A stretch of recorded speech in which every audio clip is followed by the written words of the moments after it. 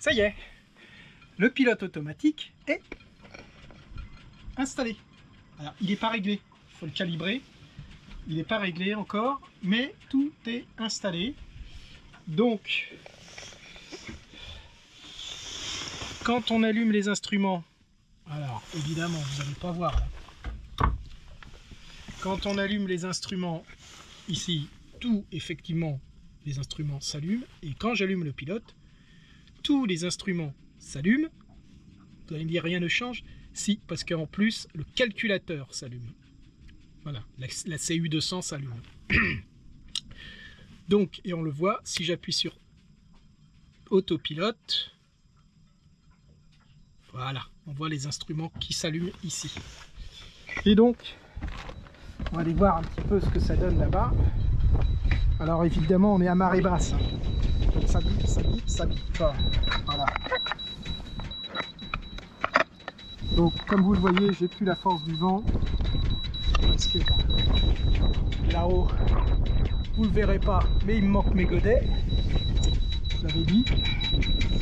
Ah, on va arrêter, hein, ça n'arrête pas de piper. Voilà, et donc le nouveau contrôleur du pilote. Alors, detecting magnétique ici, je sais pas ce que ça veut dire.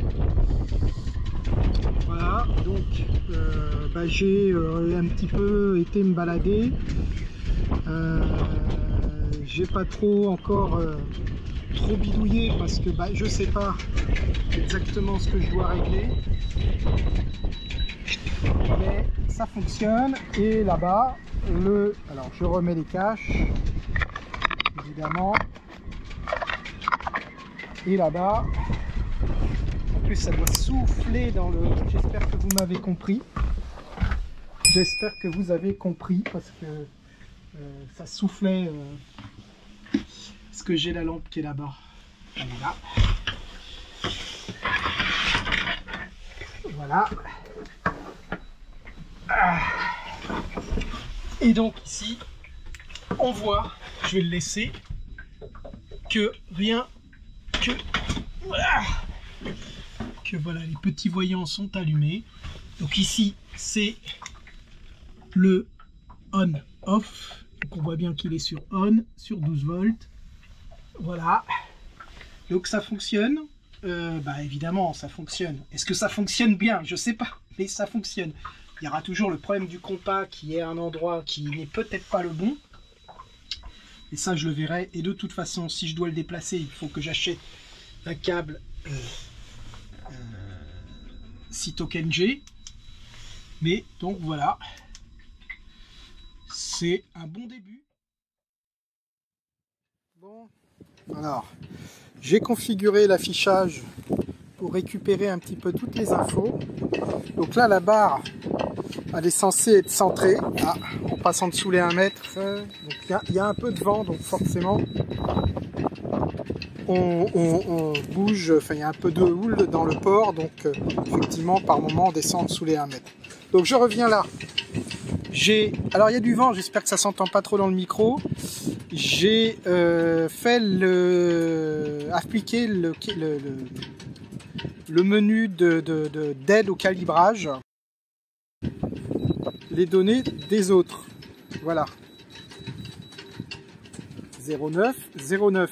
Donc ça, c'est une bonne chose. J'ai fait tous les réglages de la barre à droite, la barre à gauche.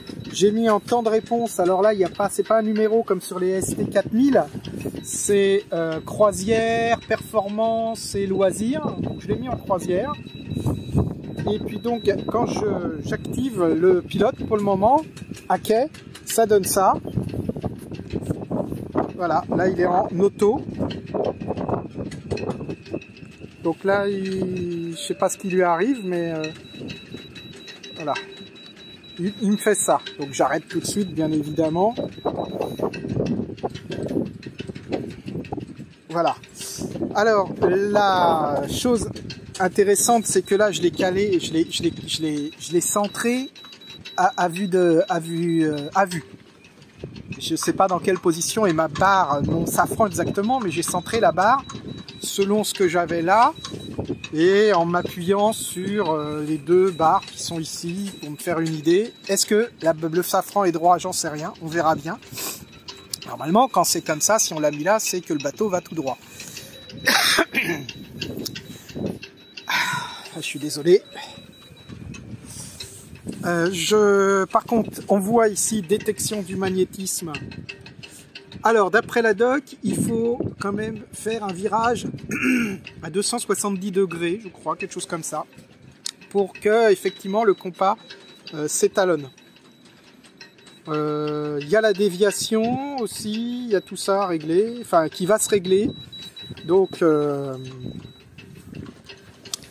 on verra. Pour le moment, il faudra bien que je vois comment fonctionne. Là, utiliser le pilote à quai comme ça, ça ne sert pas à grand chose.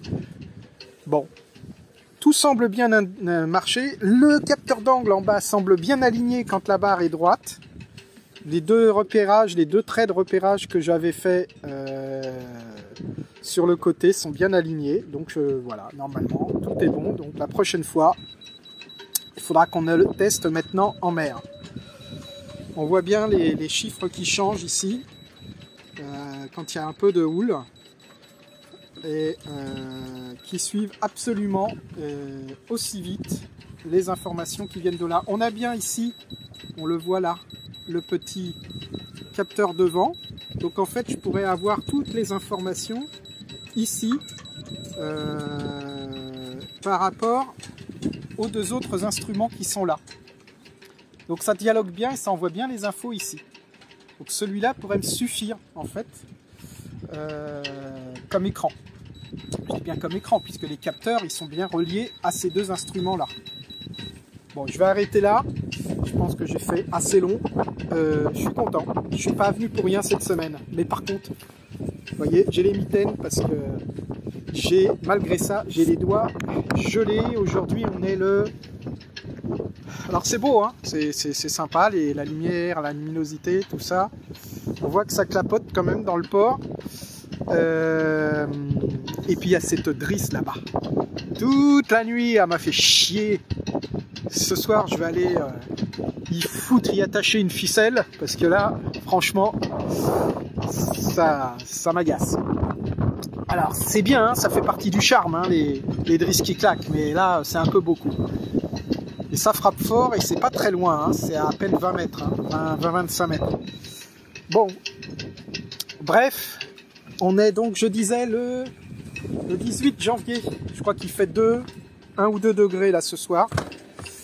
Donc on va aller se remettre au chaud là-bas, voir le convecteur de près. Allez, je suis content, le pilote est installé. Maintenant, il n'y a plus qu'à le tester en mer. J'ai quand même toujours un doute sur l'emplacement du compas. Allez, je vous laisse avec cette belle luminosité. Bon, malheureusement, je ne peux pas vous montrer beaucoup autre chose que le port. Je suis désolé. Allez, à plus tard. Voilà, allez, petite vidéo non prévue. C'était pas prévu. J'étais en train de ranger le bateau et donc de remettre ça. Et vous voyez, il y a un petit souci ici. C'est que je n'ai pas pensé, quand on n'a pas de jambes, enfin quand on n'a pas de tête, on a des bras, plutôt, c'est ça que je voulais dire. Et bah oui, ici, forcément, le petit collier qu'il a, et il gêne, parce qu'il n'est pas suffisamment bas. De ce côté-là, c'est bon, parce que j'ai les mêmes, hein. Ça passe suffisamment bas, mais pas ici. Donc il va falloir que je coupe, et que je remette ça autrement. Voilà. Petite chose à penser quand on passe des câbles. Ça, je l'avais un petit peu zappé.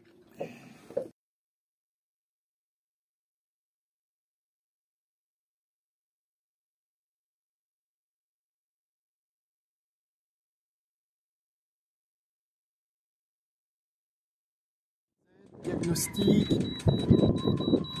about display, about pilote. Voilà, tout a l'air de bien produit, serial, machin, description, Raymarine V1 course computer. Voilà. Voilà, bah écoute, déviation, bien sûr, ça c'est pas réglé. About system, Ligue de Search Network for machin.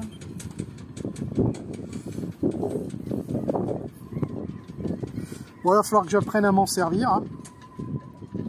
Ah bah il trouve plein de choses, il trouve le converteur, il trouve le V1, il trouve donc le pilote, enfin le panneau de contrôle, le convertisseur pour que ça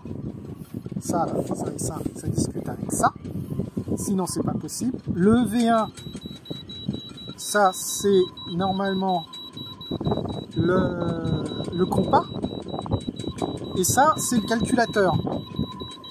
Voilà, donc il trouve bien tout.